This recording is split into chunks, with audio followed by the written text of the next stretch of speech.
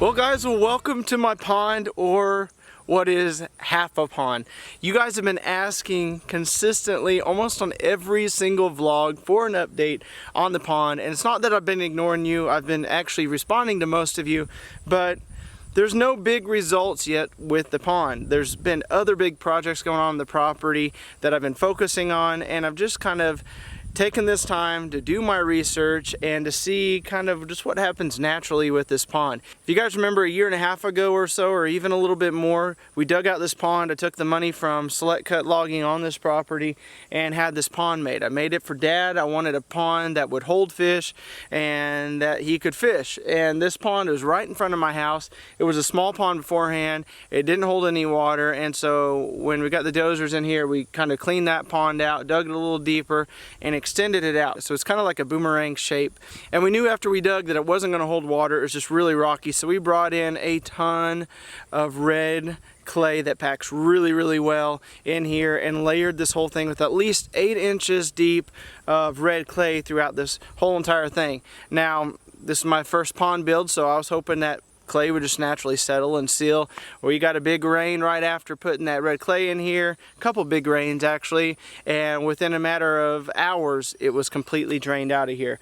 Got the truck in here and rolled it back and forth and started packing it, started holding a little bit more water and a little bit more water, and then it started to finally start to self-seal, and that's where I was kind of at right now, just kind of seeing what it does. This spring we had a really wet spring and summer. We're located right here in the Ozarks of Missouri, and this area has a very high evaporation rate, and so regardless if you have water running into your pond or not, it's going to evaporate pretty quick in this area. It just happens that way. But this pond, if it seals, it's going to be about 8 foot deep on each end, 8 to 10 foot deep, and then here in the middle where it's a little shallower, it's going to be about 4 to 5 foot. So easily deep enough to hold fish. People are asking me, why haven't I put structure in and all that? Well, I want to make sure it seals before I put structure in, and I'll tell you why coming up, because we're fixing to do a very big project on this pond. Like I said, I've done my research and I've looked into bentonite, and to actually put the amount of bentonite that you need in this, is about a ½ acre to 3/4 acre pond.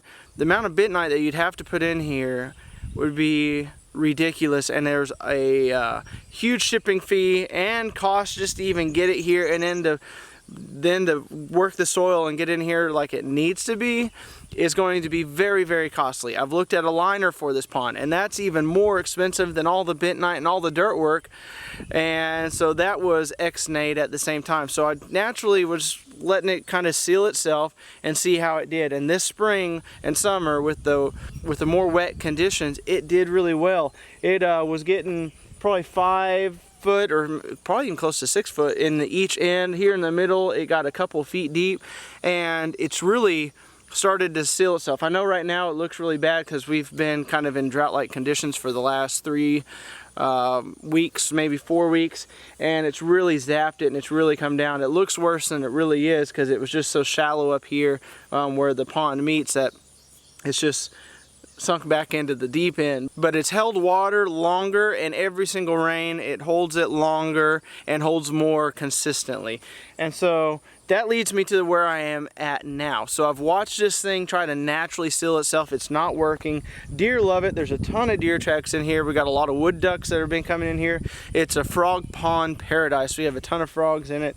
I've kind of kept the weeds back on this place. You can see some of the areas are dead right now. I got to come back in here and spray some of these areas. I'm just trying to keep the weeds from growing in here, because what I'm fixing to do, I've done the research, and what I'm fixing to do costs a little bit of money, but compared to anything else, it's the least expensive thing that I can do, and I'm going to rent a vibrating roller and bring it in here. It's a unit that they call, that's got like sheep pads or sheep foot on it, and it's going to vibrate and roll this, and then bringing people out and consulting with them. A lot of these rocks that are even in this red clay, apparently it's going to like pulverize them and make them almost into a powdery substance, plus the red clay itself.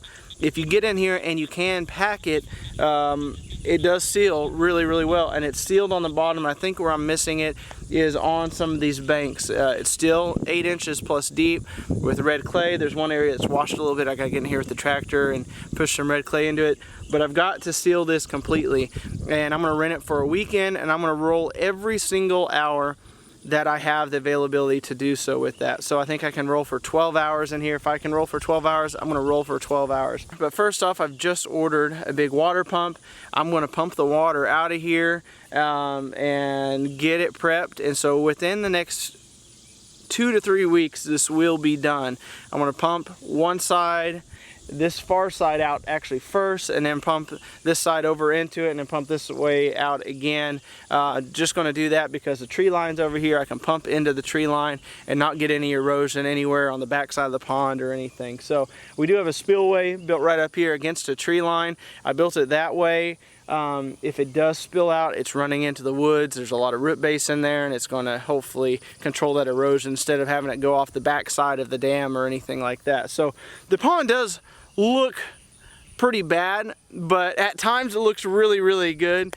It just needs a little bit of work, and I've just not had the time or the money to put into it, and now we're to that point, and you guys have been asking, so here you go. Here's an ugly pond update right here from the hunting grounds, and I know this is actually going to seal and it's going to do well. We've got a lot of projects down the line. I'm going to actually take you guys through the whole process of building this pond because I'm really excited about it as far as building structure and putting minnows in and doing all that. I've done all the research. I've got a lot of the materials that I need. We're actually going to be aerating this, hopefully with a windmill, which is going to be pretty cool too in itself. And so we've got a lot of projects that are going to be incorporated into the build of this pond. But first off, we've got to get it to hold water, and that's what we'll be working on over the next few weeks. And when we start to do that, I will film it and bring you guys through that entire process so you guys can get satisfied with some of your pond videos. So anyway, if you guys would, down below in this video, I know a lot of you guys have built ponds or always have wanted to build ponds in your property, and you're interested to see how this pond's going to work out. I will tell you, yes, we did build it up on a hilltop, and that's because that's where it was originally. We don't have a lot of bottom ground here to build upon, and this is where I wanted it. So I know it's going to be more challenging to get this sealed, to build it right, but you know what? That's part of the learning process, and that's what we're doing here, and that's what I want. So that's why I did it. But if you guys would, comment down below on this video. Let me know of any successes or failures that you've had on sealing ponds, the techniques that you've used, or maybe what you're wanting to do with a future pond on your property or whatnot. If you guys have any questions, be sure to comment down below. Please do me a favor, give a big thumbs up, subscribe so you don't miss any of these pond related videos, because we're going to have a lot coming up here hopefully in the next few weeks, and keep you guys updated throughout this build. And guys, until next time, have a better than average day.